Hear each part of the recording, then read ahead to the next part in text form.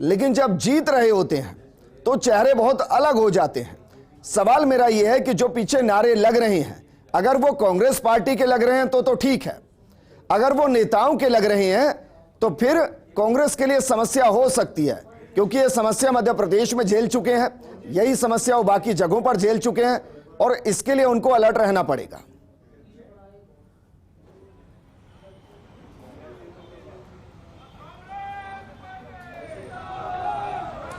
बिल्कुल सही कहा आपने। आपका जो सवाल था वो देखिए बिल्कुल समझ में आ चुका है कि कहीं ना कहीं जो लगातार कांग्रेस पार्टी में अंतर्कलह की स्थितियां परिस्थितियां हर बार बनती आई हैं, क्योंकि वहां पर जो मत होता है वो कहीं ना कहीं अलग होता हुआ दिखाई देता है। लेकिन फिलहाल अगर हम बात करें कर्नाटक में, तो कर्नाटक में एक ही चेहरा, और खास तौर पर चेहरा भी नहीं, यहां पर पार्टी जो है वो सर्वोच्च मानी जा रही है और पार्टी जो यहां पर जीत हासिल कर रही है उसका सिर्फ और सिर्फ श्रेय यहां पर कहीं ना कहीं राहुल गांधी को। और खास तौर पर आप इस चीज को भी समझिएगा कि स्थानीय जो नेतृत्व है कर्नाटक में कांग्रेस का वो बेहद मजबूत है। आप खुद देखिए, कांग्रेस के राष्ट्रीय अध्यक्ष यहां से आते हैं, जयराम रमेश यहां से आते हैं जो कि मीडिया प्रभारी हैं। इसके अलावा और भी जो तमाम बड़े चेहरे हैं वो कर्नाटक से ही है। तो कहीं ना कहीं जो स्थानीय नेतृत्व है वो बहुत ज्यादा मजबूत है और इसीलिए अगर हम बात करें तो इस बार कांग्रेस की तरफ से भी पूरी कोशिश ये की गई थी कि कहीं ना कहीं जो मत है वो सेपरेट ना हो, वो कहीं ना कहीं सेग्रीगेट ना हो, जिसकी वजह से गलत इमेज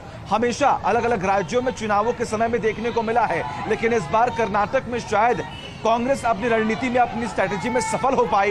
इसीलिए फिलहाल अभी तक जो स्थितियां परिस्थितियां जो तमाम तस्वीरें सामने आ रही है उसके हिसाब से तो कांग्रेस पार्टी का ही यहां पर उद्घोष लगातार लग रहा है। और जैसा कि आपने भी जिक्र किया कि अगर पार्टी का नाम सर्वोच्च है तो तमाम जो लोग हैं, तमाम जो नेता हैं वो एकजुट है और जीत भी सिर्फ और सिर्फ पार्टी की है। जी अच्छा, एक और सवाल सचिन, क्योंकि आप जमीन पर मौजूद हैं और हम स्टूडियो में हैं, जमीनी हकीकत बहुत अच्छे से आप बयां कर पाएंगे।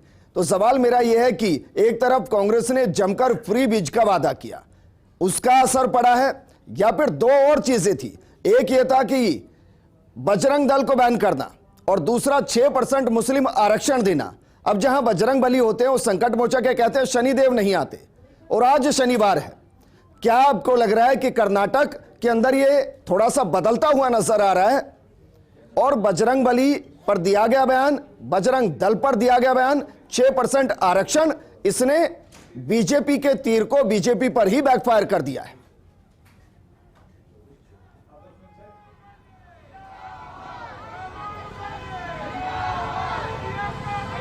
बिल्कुल सही कहा आपने। देखिए, जब शुरुआती दौर की अगर हम बात करें, जब जैसे ही चुनावी तारीखों का ऐलान होता है उसके बाद हमने सुना किस तरीके से तमाम जो राजनीतिक बयानबाजियां हैं वो यहां पर दिखाई और सुनाई देती हैं। और ऐसे में देखिए सांप का जिक्र होता है, बजरंग बली का जिक्र होता है, करप्शन का जिक्र होता है, तमाम अहम मुद्दे हैं जो वो कांग्रेस की तरफ से उठाए जाते हैं। लेकिन बड़ी बात है कि जो बीजेपी है वो भी इस पूरे मामले में सफल होती है कि आखिर किस तरीके से जो तमाम कमियां हैं कांग्रेस की उसे किस तरीके से सबके फ्रंट में रखा जाए। आपको तारीख अगर मेरी गलत नहीं है तो 23 अप्रैल जब पीएम नरेंद्र मोदी कर्नाटक पहुंचे थे और जब जनता को संबोधित किया था और जब जो नैरेटिव कांग्रेस की तरफ से सेट किया गया था उस नैरेटिव को तोड़ते हुए तमाम जनता के बीच गए थे, तो उस वक्त भी इस बात का जिक्र किया गया था कि पीएम नरेंद्र मोदी की रैली से कहीं ना कहीं इंपैक्ट आम जनता के बीच पड़ेगा और जो वोट खिसक रहे थे कांग्रेस की तरफ से, चाहे वो आप तमाम जो जातीय समीकरण है उनको आप मान लीजिए, लेकिन देखिए कितना बड़ा बदलाव हुआ और जो एग्जिट पोल में रिजल्ट सामने आए उससे भी कहीं ना कहीं एक पिक्चर पहले ब्लर थी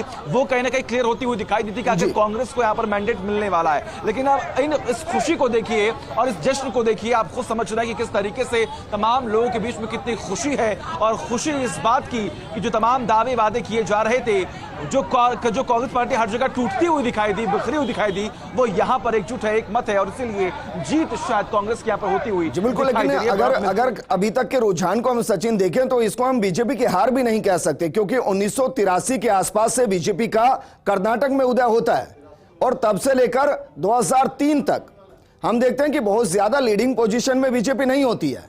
2003 में इसलिए होती है क्योंकि येदियुरप्पा चेहरा होते हैं, 100+ सीटें लेकर आती है।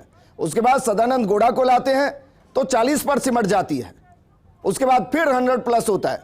मेरा यह है कि भाई अगर 80 के आसपास भी अगर कर्नाटक में बीजेपी है तो इसको हम हार तो नहीं कह सकते। और प्रधानमंत्री मोदी की रोड शो में जिस तरीके का जबरदस्त क्रेज नजर आया था वो वोटों में कन्वर्ट तो फिर हुआ है।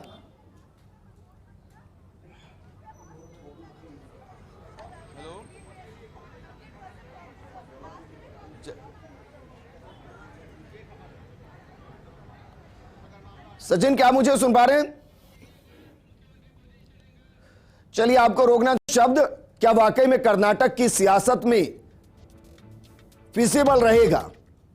मैं ये इसलिए कह रहा हूं क्योंकि ये वो चेहरे हैं जो क्या वाकई में किंग मेकर की भूमिका में दिखाई देंगे।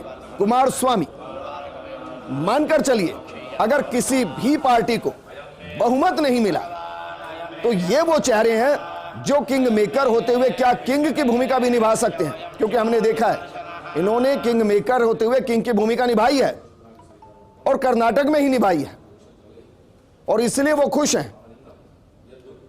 अगर कांग्रेस या बीजेपी बहुमत के आंकड़े से दूर रहती है तो फिर इस चेहरे पर सबकी नजर टिकी रहेगी।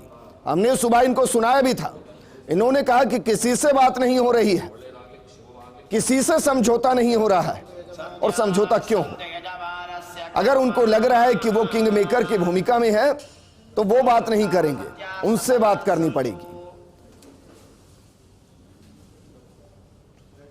ये तस्वीरें आपको दिखा रहे हैं, मंदिर पहुंचे, पूजा अर्चना की,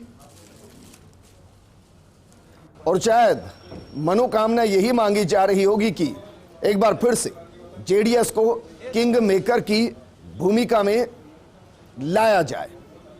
शैलेंद्र जी, क्योंकि तस्वीरें बहुत अलग अलग तरीके के कर्नाटक में हैं, हिमाचल में भी यही हुआ था जिसका जिक्र आप कर रहे थे सर, कि वोटिंग परसेंटेज बहुत ज्यादा शिफ्ट नहीं हुआ था लेकिन सत्ता शिफ्ट हो गई थी। यहां अगर एक बार के लिए मान भी लिया जाए कि वोटिंग परसेंटेज बहुत शिफ्ट नहीं हुआ और सत्ता शिफ्ट हो गई तो फिर क्या करेंगे? आप देखिए विजेंद्र जी, जब कर्नाटक के चुनाव के 2-3 महीने पहले एग्जिट पोल्स ने जो अपना ओपिनियन दिया था उसमें आपने देखा था कि कांग्रेस की स्पष्ट सरकार बनाने थे। अच्छा शैलेंद्र जी, बस माफी के साथ मैं आपको रोक रहा हूं सर, अपनी बात को पूरा कीजिएगा। एक और तस्वीर आपको दिखा रहे हैं, प्रियंका गांधी शिमला के अंदर मंदिर में दर्शन करते हुए, वहां लोगों से मिलते हुए। प्रियंका गांधी का जिक्र मैं इसलिए कर रहा हूं क्योंकि वैसे तो राहुल गांधी भी कर्नाटक में एक्टिव रहे, और यह भी देखा हमने कि बहुत लंबे अरसे के बाद सोनिया गांधी किसी प्रदेश के चुनाव में सभा करने पहुंची थी। हालांकि जिस सीट पर वो सभा करने पहुंची थी वो पूर्व मुख्यमंत्री रह चुके बीजेपी के नेता हुआ करते थे, पिछली बार भी 12,000 वोटों से जीते थे चांडक, लेकिन इस बार उनको टिकट नहीं दिया गया, वो कांग्रेस में चले गए, और उस सीट पर सोनिया गांधी सभा करने पहुंची थी, शायद ये बताने के लिए कि बीजेपी ने जिसको छोड़ दिया उसके साथ खुद सोनिया गांधी खड़ी है। प्रियंका गांधी की तस्वीर हम इसलिए दिखा रहे हैं क्योंकि राहुल गांधी से ज्यादा सभाएं, राहुल गांधी से ज्यादा रोड शो, राहुल गांधी से ज्यादा जनता से संपर्क प्रियंका गांधी ने कर्नाटक के अंदर किया। और अगर परिणाम आते हैं, अगर परिणाम कांग्रेस को बहुमत की तरफ लाते हैं तो उसका एक बड़ा श्रेय प्रियंका गांधी को दिया जा सकता है कांग्रेस के नेताओं की तरफ से। हालांकि लोकल लीडरशिप मजबूत है कांग्रेस की वहां। डीके शिवकुमार खुद बीते चुनाव में 80,000 वोटों से जीते थे और उन्हीं के नेतृत्व में चुनाव लड़ा गया था। सिद्धार्थ में भी इसी तरीके से चुनाव जीते थे।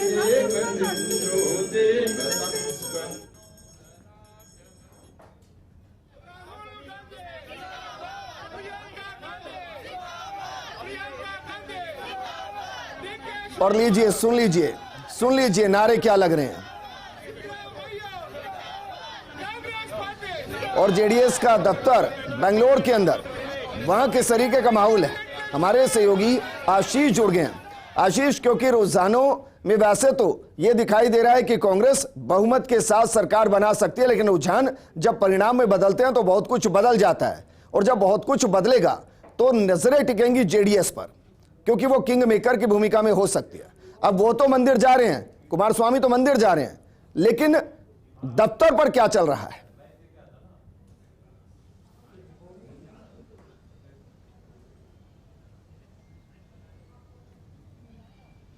दफ्तर अभी सूना पड़ा हुआ है, वेट एंड वॉच के सिचुएशन सब फॉलो कर रहे हैं। यहाँ पर आप देख सकते हैं पीछे कोई भी यहाँ दिखाई नहीं दे रहा है, नदारद हैं लोग, कार्यकर्ता। वहीं कांग्रेस की बात करें, अभी कुछ देर पहले मैं एक पोलिंग बूथ से आ रहा हूँ, वहाँ पर कांग्रेस के जो कार्यकर्ता हैं वो गदगद दिखाई दिए। मिठाई फटाखों का अभी से इंतजाम शुरू हो गया है।